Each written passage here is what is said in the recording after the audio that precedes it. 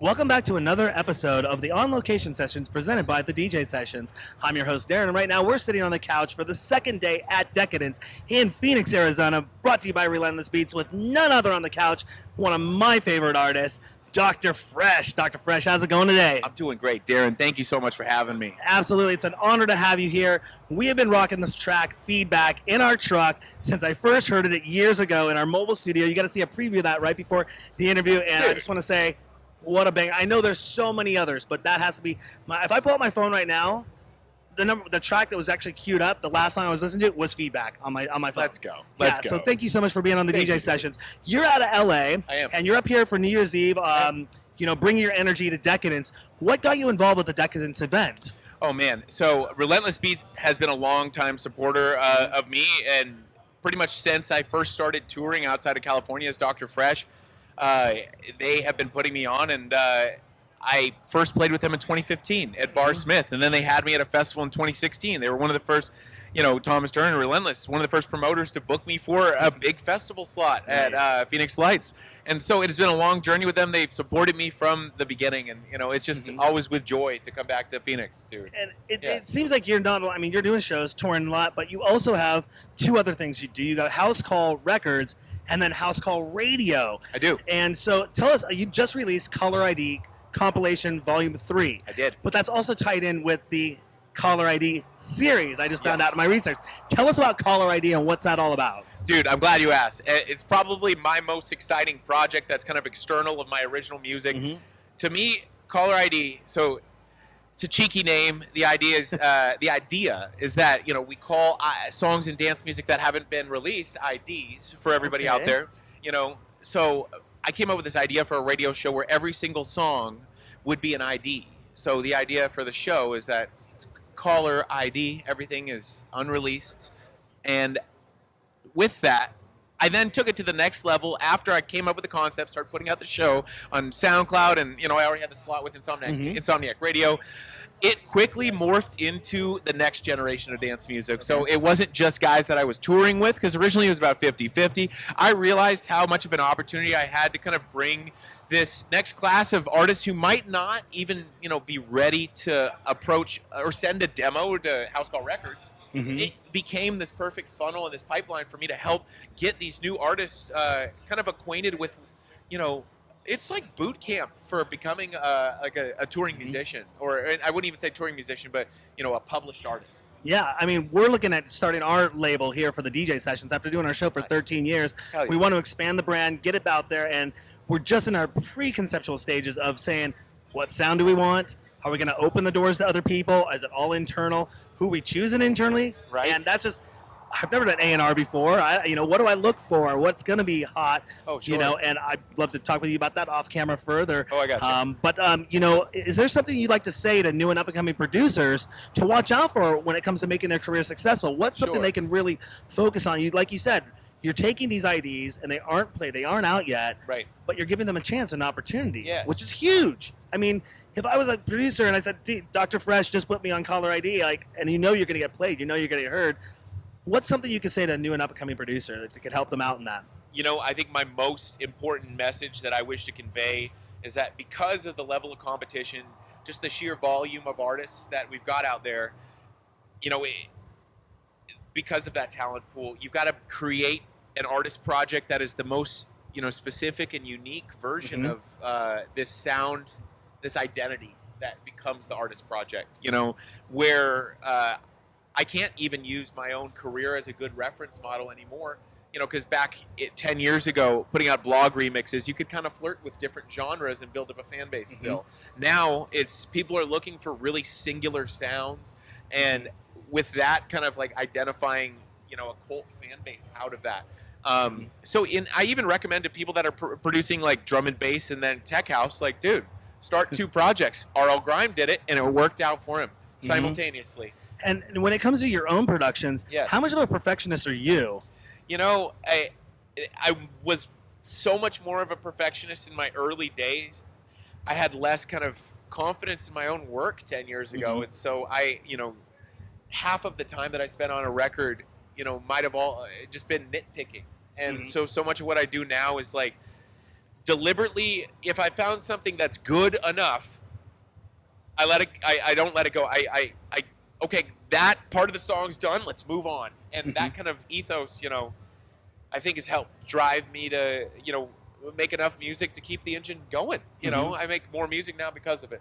Do you sometimes make music out of your own genre that doesn't ever get released? You have to. Yeah. And, that led me to, I launched a lo-fi hip-hop project in quarantine. Nice. When COVID first hit, beginning of 2020, I launched this project called Fred Thirst because I had all of these lo-fi beats. And I haven't toured it. I've done a couple streams with it. It's just purely a passion project for me right now. But I like to say, and I read a tweet from G. Jones one time saying, whenever you get into a writer's block, to do that. Yeah. Because it reinvigorates your love for your original core mission. You make lo-fi hip-hop and you go back to bass house pretty fluidly. Absolutely. Create something there. Do you have any aliases any secret aliases that you can talk about? You release anything under that you, I'm you working can on say, or stuff no? with people, but I'll honestly say that nothing is to the point yet where we have a plan to launch. But I've collaborated with some people that I can't talk about over camera. Some fun ways to think about the future outside of Dr. Fresch. Nice. Yes, that's already happened, but yeah. I saw the collaboration with you and Sunburn. Is Firefly going to come back to life and be reborn? Are you allowed to talk about that? So our sounds have deviated in a beautiful way. He's gone more into the melodic house. I've gone harder into bass house. And, I think we find hip hop with electronic as this kind of common denominator between our sounds. And so we made a 2021 version of our song The New Order with Sean Frank, and we were talking about releasing that. Ultimately came to the decision that we were all in different places. And so we don't have a collaborative release right now. The music that we've made probably won't see the light of day, and I'm really sorry about that. But maybe later on in our lives, we'll put it out for fun in the right way. I hear that. Things happen, and I had the pleasure of interviewing Sunburn not too long ago. Nice. He's on our 6-month follow-up, so we'll be talking to him here shortly. That's and I'll be like, we got Fresh on the couch the other day. Yeah, because it's so great to be back in person. Everything virtual, Yes. But super excited to be here. We're going to let you get back out. You got the 2023 tour. Yes. Any hints, drops, secret little pieces of grains of salt you can say about that? I've got some really great music coming out.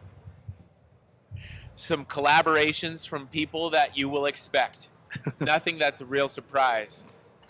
But the music, it's more of everyone's favorite stuff, dude. And I've got a lot more of it than I think people think that I have. And I've been gatekeeping a lot of it and not sharing. But I've got like an album's worth of stuff that I'm going to make into a couple EPs. Nice. That's what's going to go down. No names yet. There's going to be a tour in 2023. There might be two. There's going to be an EP. There might be two.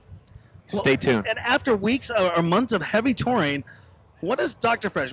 When the Dr. Fresch hat comes off and Tony's at home? Yeah. What do you like doing? What's your passion when you're not making music, you're not touring? What's something that your number one thing you do just to I got to desensitize from all this? What is that? I have, so I do normal people stuff. Like I work out, I go on hikes with my girlfriend, and I love snowboarding. Is that who's here with you tonight? She is, yes. I got a picture of that myself in that awesome sequence. Oh man, shawl she's wearing, dude. So she's like a disco ball. Yeah, exactly. I just have to cut in with that. Oh, you're good. You're good. My other hobbies, I like building Gundam models. I'm into sneakers, and I'm into Mortal Kombat, and I'm into Settlers of Catan. It's so funny. I almost started Mobile Suit Gundam on Netflix last night from '81. I was looking at it going, I need to watch this whole, and I know how in depth that series goes as well. So I'm a huge anime fan myself. Get involved. Cowboy Bebop is like one of my go-tos all the time, and all that. We're not going to talk about that remake. Oh no. Sorry, Netflix. I know. Okay, but I'm glad they did renew it. Yeah. So but anime is awesome. That's one of my downtime things that I do just to chill out and stuff. But I love anime. If somebody wrote a biography about you, what do you think the title should be? Eclectic and energetic. Eclectic and energetic. I think after seeing... Maybe that's a boring... hey, there's got to be one with more pizzazz. But that kind of encapsulates it, maybe. It's a working title. Yeah, it's a working All title. right, cool. And if Hollywood made a movie about your life, Okay. who would you pick as the main actor? Oh man, Seth Rogen. Yeah. Awesome. I like that. Unless they wanted someone younger, in which case we need to find somebody who's a little bit of goofy. I need somebody. I say Seth Rogen because it's easy. He's got a better laugh than I do. You know, people say I sound like him. I take that as the biggest compliment. Oh, I forgot to ask one other question. Do you know anyone that's ever lost an eye while listening to your music? Oh my God! I saw your Facebook post, and I'm referencing that in My regards to your boy Christmas Honu story. out here. Yeah. Oh, dude, he is a House Call Records family, great artist, and came through the caller ID pipeline. And when I got to meet him in person, the last time I was in Phoenix, well, no, a couple times ago in the spring, I came to Phoenix and I jabbed him in the eye. We hugged each other with such force that I speared him, and so we hope not to. We're not going to recreate that tonight. Okay. Out of all the moments. I was thinking that I saw the reference and you did that shot and you did look a little bit. Was it Richie? Is the kid's name? Oh my God! You're talking about The Facebook post. Oh my God!